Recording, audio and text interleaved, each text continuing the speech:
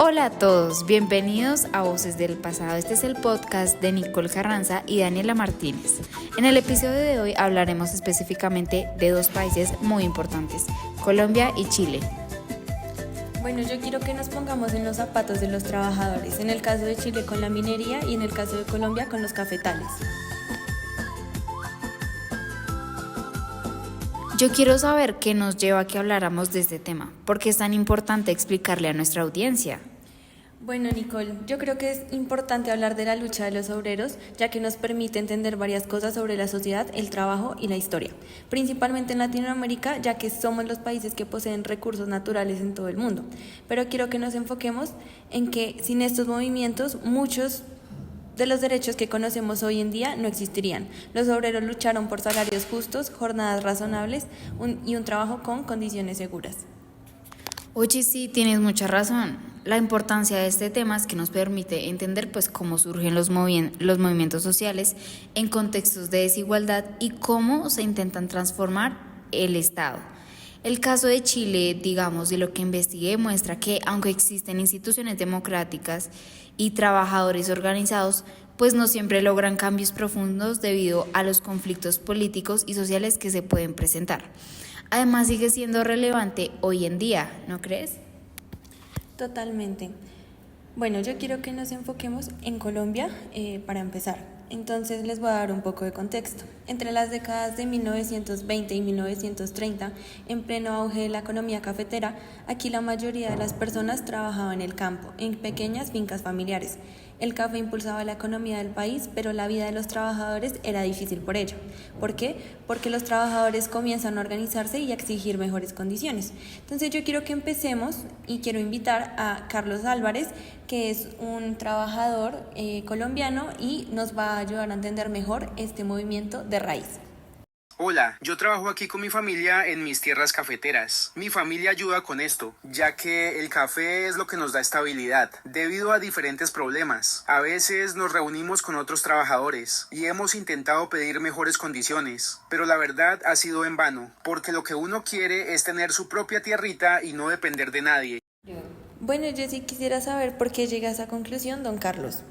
El asunto es que en este país lo que ha tenido más relevancia ha sido el café, y eso fue lo que nos marcó la vida desde principios del siglo. Pasamos de no ser nada a exportar millones. El café se volvió el alma de la economía, pero eso sí, dependíamos de lo que pasara internacionalmente, porque si el precio baja, aquí a todos nos tocaba sufrir. Lo bueno, entre comillas, era que como la propiedad estaba repartida entre tantos campesinos con su tierrita, cuando venía la mala fortuna, uno trabajaba más duro con la familia y sobrevivía con cosas que uno mismo sembraba.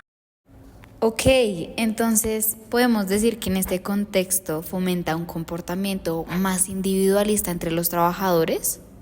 Es que vea, la verdad es que el sueño de casi todos nosotros no era armar una revolución para quitarle todo a los ricos, sino tener nuestro propio pedacito de tierra para ser independientes. Al final, cuando el gobierno nos ayudaba a comprar el lote, nos volvíamos unos pequeños propietarios conservadores, cuidando lo nuestro y olvidándonos de la lucha colectiva. Además teníamos en esa época la división política. ¡Ay, Virgen Santísima! Eso aquí era de herencia y de sangre. Uno nacía liberal o conservador. Las élites de los dos partidos nos usaban para sus peleas y elecciones, dándonos favores o protección a cambio de nuestra lealtad. Como siempre estábamos bajo el ala de un jefe político rojo o azul. Por ello, nos costó mucho construir una organización que fuera solo de los trabajadores. Siempre terminábamos enredados en la lógica de los de arriba. Bueno, don Carlos, y tocando un poco el tema de liberales y conservadores, ¿cómo fue su relación entre estos partidos que se dividían el poder? Bueno, cuando nos organizamos en los años 20, lanzamos huelgas fuertes en los enclaves de los gringos, como en el petróleo y en las bananeras, donde nos mataron a muchísima gente en 1928, pero luego llegaron los liberales en 1930 y nos fueron domesticando, entre comillas, con leyes que, aunque nos daban derechos, también nos amarraban al Estado y nos quitaban lo rebelde.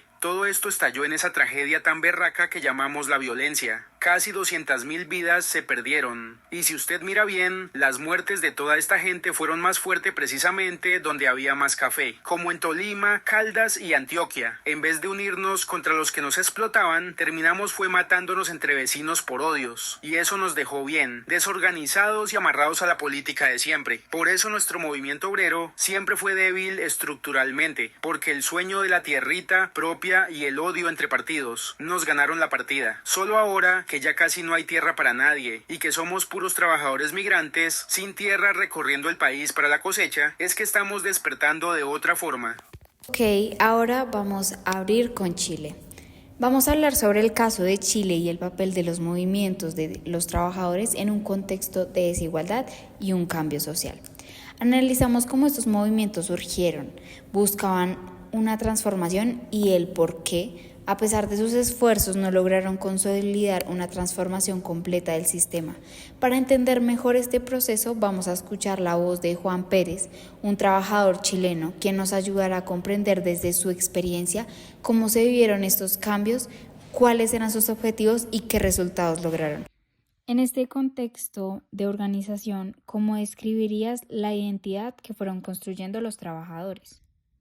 Nosotros no éramos solo trabajadores individuales, fuimos formando una identidad colectiva de clase, como clase obrera. Eso se construyó en los sindicatos, en las huelgas y en la vida cotidiana. Nos veíamos como parte de un grupo con intereses comunes, opuestos a los de las élites. Además, esa identidad no era solo económica, también era política e ideológica, porque muchos nos identificábamos con ideas de izquierda, especialmente el socialismo y el comunismo.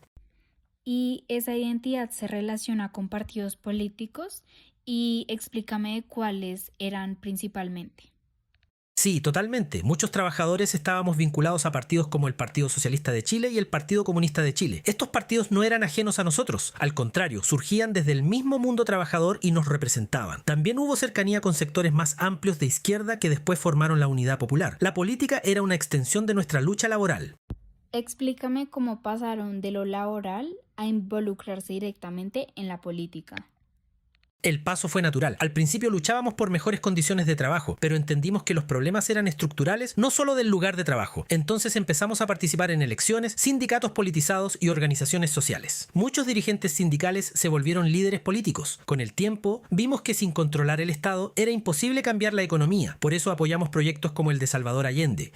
En ese contexto de intentos de cambio, ¿qué tipo de régimen existía y cómo afectaba a ustedes los trabajadores?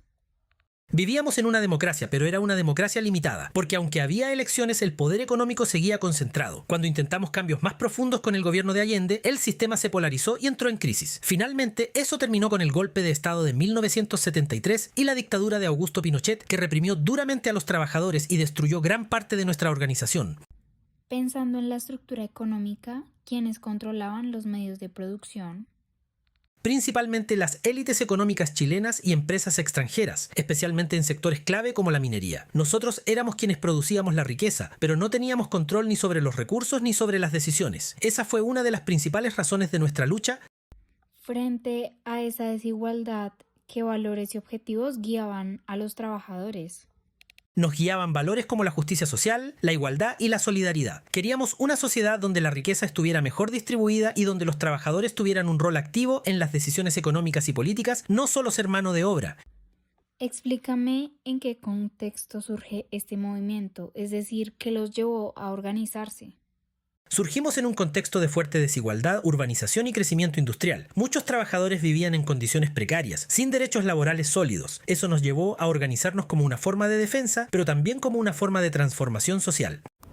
Bueno, en este sentido yo sí quisiera saber si ustedes buscaban cambiar el Estado o reemplazarlo. ¿Ustedes creen que lograron tener una participación trascendental en la política? Y si es así, ¿qué lograron realmente y cuál era su propósito final? La mayoría no quería destruir el Estado, sino transformarlo desde dentro, hacerlo más justo. Con el gobierno de Allende logramos avanzar en eso, participando más directamente en el Estado, pero no logramos consolidar ese proceso. Logramos una gran organización, conciencia política y avances importantes en derechos y participación, pero nuestro objetivo final era transformar la estructura económica y eso quedó incompleto, en gran parte por las divisiones internas y la oposición externa. ¿Qué ideología cree usted que inspiró este movimiento obrero? principalmente el socialismo, junto con otras corrientes de izquierda. La idea era construir una sociedad más igualitaria, donde los trabajadores no solo produjeran, sino también decidieran. Y ya para cerrar, ¿qué reflexión te deja todo este proceso? Que la organización y la identidad de clase fueron fundamentales, pero no suficientes. Sin unidad política y sin control real del poder, los cambios estructurales son muy difíciles. También aprendimos que la participación política es clave, pero puede generar conflictos profundos cuando se desafían intereses muy fuertes. Después de escuchar a Carlos y a Juan, nos deja mucho que pensar, sobre todo con los movimientos y toda la historia. ¿Tú qué opinas, Dani? Estoy totalmente de acuerdo contigo, Nikki. Siento que escucharlo desde la propia persona con su movimiento es muy importante, pero me llama la atención que estos dos países son muy diferentes. Mucha gente cree que en todos los países de Latinoamérica la lucha obrera fue igual, pero Colombia es el caso que rompe esta ideología. Si miramos a Chile o Argentina, vemos movimientos obreros muy fuertes y autónomos, pero en Colombia la historia nos dice que el movimiento fue históricamente débil y dependiente. Pero, ¿por qué pasó esto? Bueno, yo creo que para entenderlo hay que mirar quién mandaba en el país, en este caso el café. A diferencia de otros países donde los dueños eran extranjeros, en Colombia la producción de café era mayoritariamente nacional y estaba repartida en miles de cafeteros, desde grandes haciendas hasta pequeños productores. ¿Por qué digo esto? Porque quiero que nos imaginemos a miles de familias trabajando juntas, recolectando grano por grano. Esto hace que se moldeen unos valores muy específicos, que son un espíritu individualista y un deseo profundo por la propiedad privada. El sueño del trabajador no era tumbar al patrón para armar una revolución socialista, sino ahorrar lo suficiente para tener su propio pedacito de tierra y ser su propio jefe. Por ello, las clases populares estaban tan amarradas a estos partidos tradicionales que les costó mucho crear una identidad obrera independiente. Al analizar el caso de Chile y escuchar la voz de Juan, se hace evidente los procesos de cambio social, que son mucho más complejos de lo que parecen, como decía mi compañera Daniela, aunque existían movimientos organizados con valores claros de justicia e igualdad. Las divisiones internas, la falta de control sobre el poder económico y la resistencia de las élites limitaron sus logros. Además, el contexto de desigualdad y tensión política mostró que incluso en una democracia los cambios profundos pueden generar crisis si no hay estabilidad social. Esto nos deja una enseñanza muy importante, y es que no basta con tener intención de transformar el sistema, también se necesita equilibrio y condiciones que permitan sostener esos cambios en ese sentido. Claro, lo que tú dices marca la diferencia. Ellos buscaban tener el control del Estado y ser parte de la política. En cambio, si vemos la situación del Estado, en Colombia fue diferente, porque hubo una gran división sobre lo que querían. Si tú le preguntas a los jefes del Partido Socialista Revolucionario, ellos te dirían que la idea que tienen es tomar el poder del Estado. Incluso yo recuerdo que ellos armaron un plan en 1929 para hacer una revuelta en Tolima, buscando tumbar al gobierno conservador, pero la verdad es que ese plan, si tú ves los resultados, fue muy poco práctico y lo terminaron tumbando muy rápido. En cambio, si le preguntas a los trabajadores, la historia era otra. La mayoría de los trabajadores no buscaban una revolución para cambiar todo el Estado. Lo único que querían era mejorar su vida y sobre todo conseguir su tierra.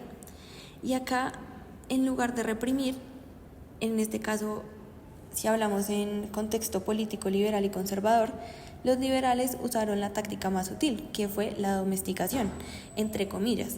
Entonces, como nos decía don Carlos, se crearon unas leyes laborales que, aunque daban derechos, amarraban a los sindicatos al control del gobierno. Y finalmente, yo creo que todo este contexto de individualismo y odios partidistas terminó por explosionar todo lo que conocemos como este periodo de violencia, que fue una tragedia que cobró casi 200.000 vidas y curiosamente fue más fuerte precisamente en las zonas cafeteras.